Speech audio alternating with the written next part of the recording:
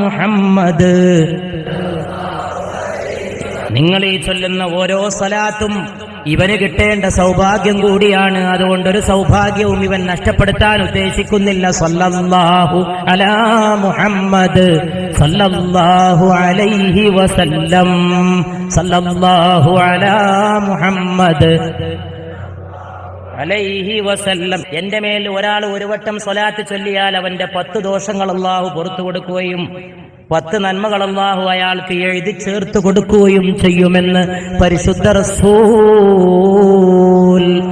സല്ലല്ലാഹു അലൈഹി വസല്ലം. ഇത് മനസ്സിലാക്കിയ ഒരാളുണ്ടോ ഈ അവസരം നഷ്ടപ്പെടുത്താൻ പോണു?